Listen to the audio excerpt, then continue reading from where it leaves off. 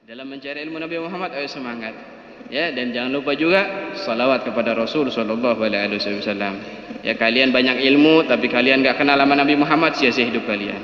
Perbanyak salawat kepada Rasul sallallahu alaihi wasallam. Enggak ada seorang guru, seorang kiai, ya seorang alim yang enggak pernah membaca salawat kepada Rasul sallallahu alaihi wasallam. Pasti semuanya mereka ketika mendapatkan ilmu mereka enggak butuhkan. Mereka terapkan hidup tasawuf dekat dengan Allah dan dekat dengan Nabi Muhammad sallallahu alaihi wasallam. Deketin diri kita dengan Nabi Muhammad. Jangan jauhkan Nabi Muhammad dari kita. Al-Imam Jazuli, pengarang apa? Kitab Dalailul Khairat. Dulu beliau ini enggak punya kitab Dalailul Khairat. Diceritakan ketika beliau sedang berjalan-jalan di padang pasir, beliau ini ingat bahwa beliau belum salat asar, kesorean. Akhirnya beliau cari sebuah kampung. Padang pasir ini nggak ada rumah, harus cari dulu kampung. Beliau cari kampung, akhirnya ketemu. Ketika mendapatkan sebuah kampung, beliau cari yang namanya sumur. Untuk apa? Berwudu. Ketika didapati sebuah sumur, di dalam sumur tersebut nggak ada ember. Orang dulu kan pakai ember ya, ngambil airnya. Akhirnya bingung beliau, ke sana ke sini cari ember nggak ketemu juga. Akhirnya ada anak kecil, ditanya sama anak kecil, fulan siapa engkau? Kata Imam Jazuli, saya Muhammad Al-Jazuli. Oh, engkau seorang ulama besar, terkenal nama wahai imam. Kau lagi apa? Kata anak kecil ini. Saya mau berwudu, tapi nggak ada ember di sini. Kata anak kecil tersebut, di kampung kami kalau ngambil air nggak pakai ember. Terus pakai apa? Kau ini seorang ulama, masa engkau nggak bisa wahai imam? Akhirnya anak kecil tersebut menghampiri sumur, karena waktu sudah mepet. Anak kecil menghampiri sumur, diludahi sumur tersebut oleh anak kecil. Ketika ludahi, air yang ada di dasar sumur menaik ke atas, sehingga Imam Jazuli berwudu dengan mudah. Beliau bergegas salat, selesai salat berbicara kepada anak kecil tersebut, wahai anak kecil, engkau ini masih kecil, tapi engkau punya keramat, ludahmu manjur, apa yang kau amalkan? Bukan kayak ponari pakai batu cincin. Ya. Ditanya, apa yang kau amalkan ini? Kau bisa seperti ini? Apa jawab anak kecil tersebut? Ayah dan ibuku mengajari aku semenjak aku bisa berbicara, bersalawat kepada Nabi Muhammad sallallahu alaihi wasallam. Ludahnya menjadi manjur. Ludahnya menjadi manjur. Pernah juga diceritakan. Ini cerita wallahu alam, saya lupa, antara Imam Hasan Al-Basri atau Imam Junaid Al-Baghdadi, saya lupa. Ketika beliau ini pergi haji, melihat seorang pemuda ketika tawaf di Ka'bah dia baca salawat, ketika sa'i dia baca salawat, ketika Arafah baca salawat. Pokoknya amalan-amalan haji dia semua baca salawat. Akhirnya imam ini bertanya, wahai anak muda, aku perhatikan engkau ini dari tadi selalu baca salawat, kenapa? Ditanya, siapa engkau? Aku fulan bin fulan. Oh, kata anak muda ini, engkau ini ulama besar. Ya udah deh, nggak apa-apa, saya cerita sama kamu. Pas pemuda tersebut bercerita, dulu tahun kemarin atau tahun sebelumnya, saya berangkat haji bersama ayah saya. Subhanallah, di tengah perjalanan ayah saya meninggal dunia. Seketika wajahnya berubah hitam, mukanya menjadi hitam, diazab oleh Allah Subhanahu wa taala. Waliyadzubillah min dzalik. Akhirnya aku mencari pertolongan ke sana ke sini, aku tidak dapati pertolongan. Aku jalan ke sini, tidak ada orang yang membantu ayahku karena jijik melihat wajah ayahku. Akhirnya aku tertidur. Aku tertidur karena rasa letihku. Aku melihat di dalam mimpiku ayahku didatangi seorang begitu bercahaya, berwibawa, begitu masya Allah ketika kita memandangnya. Menghampiri wajah ayahku lalu diusapnya wajah ayahku. Seketika wajah ayahku berubah menjadi terang benderang, bercahaya begitu dahsyat. Aku tanya, siapa engkau? Jawab orang tersebut, aku Nabi Muhammad sallallahu alaihi wasallam. Kenapa wahai Nabi Allah, engkau mau bantu ayahku sedangkan ayahku alul maksiat, sering maksiat kepada Allah Subhanahu wa taala?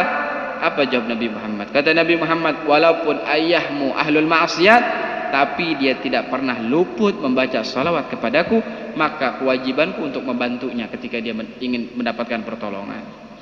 Dia kaget, dia bangun, ayahnya wajahnya berubah menjadi putih benderang. Sallu ala nabikum Muhammad.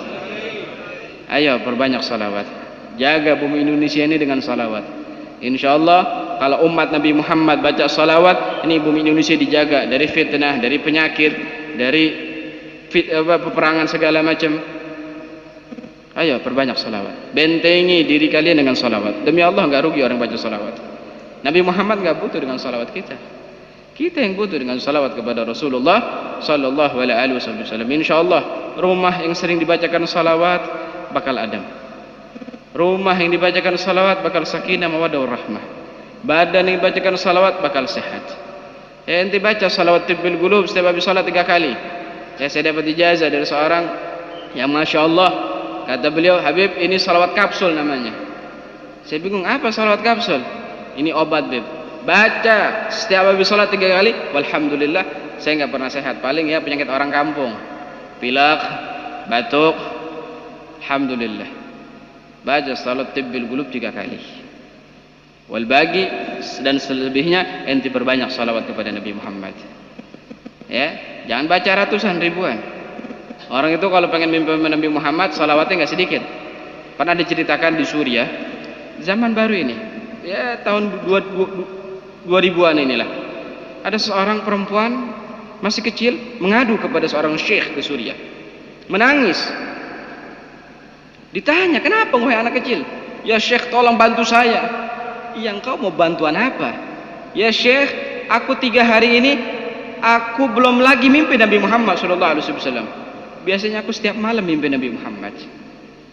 Terus kata syekh, emang biasanya kamu amalan apa yang kau amalkan? Biasanya saya setiap hari nggak kurang dari 15.000 salawat kepada Nabi Muhammad SAW. Jangan mimpi salawat baru 300, bawa 1000 pengen Nabi Muhammad, ya jauh banget deh loh, jauh banget, antriannya panjang banget. Ya, kalau memang pengen cepet mimpi Nabi Muhammad, perbanyak salawat, sama hati bersihin hati, hilangin sifat hasud, penyakit hati nih, benci sama orang, iri sama orang, bersihin. Dan jaga pandangan, jangan memandang orang dengan pandangan yang hina. Jangan pandang orang dengan pandangan, wah dia ini orang miskin, saya orang kaya. Hati-hati. Intinya bersihkan hati dan bersihkan mata, dan berbanyak salawat. Insya Allah Nabi bakal kenal sama kita. Karena kata Habib Ali bin Muhammad Al-Habsyi, salatan yattasilu biha ruhul musallih alaihi bih, sebuah salawat yang menyambungkan rohnya si pembaca kepada rohnya Nabi Muhammad SAW. Ketika kita baca salawat kepada Nabi Muhammad, roh kita nyambung kepada Nabi Muhammad SAW. Dan hati-hati, jangan termasuk golongan orang yang dikatakan oleh Nabi Muhammad orang pelit. Siapa orang pelit? Al-bakhil, man dzukirtu indahu falam yusalli alayya. Kata Nabi, orang pelit, orang kikir adalah ketika disebut nama aku, kata Nabi Muhammad, tidak bersalawat kepada Nabi Muhammad SAW. Mudah-mudahan ini majlis diberi keberkahan oleh Allah Subhanahu Wa Taala. Guru Andang diberkahi oleh Allah Subhanahu Wa Taala, dipanjangkan umurnya, disehatkan badannya, diberikan murid-murid al-futuh wal munuh wal rusuh fil jasi wal ruh. Mudah-mudahan yang hadir sini yang punya hajat digabul oleh Allah, yang sakit disembuhkan oleh Allah, yang pengen nikah Allah beri jodoh yang saleh atau salihah, yang ingin punya keturunan Allah berikan keturunan yang saleh dan salihah, yang lagi susah Allah senangkan, yang lagi galau Allah senangkan. Mudah-mudahan istiqamah dalam mencari ilmunya Nabi Muhammad SAW. Ini kampung dijaga oleh Allah, dipandang dengan pandangan kasih sayang. Kampung ini dijadikan kampung Sayyidina Muhammad SAW. Mudah-mudahan kita enggak lama lagi malam ini mimpi Nabi Muhammad SAW. Allah bersihkan hati kita, Allah sucikan hati kita, Allah jaga kaum muslimin wal muslimat, Allah panjangkan umur kita dalam keadaan sehat wal afiat, dalam keadaan takwa kepada Allah. Begitu juga Allah jaga orang tua kita. Mudah-mudahan kita selalu dipandang oleh Allah dengan pandangan kasih sayang.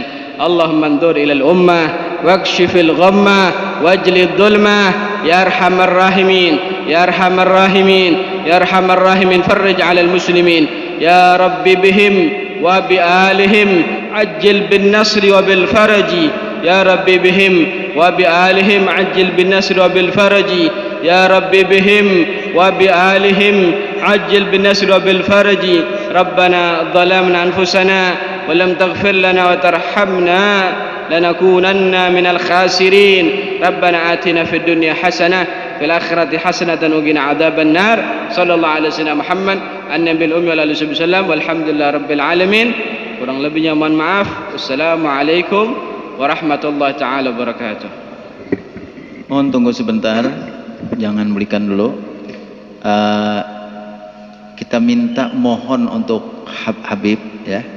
Tadi Habib ada menyebutkan bahwa kita disuruh mengamalkan sholawat tibil qulub dengan penuh kehormatan kepada Habib untuk bagaimana minta diijazahkan kepada jamaah.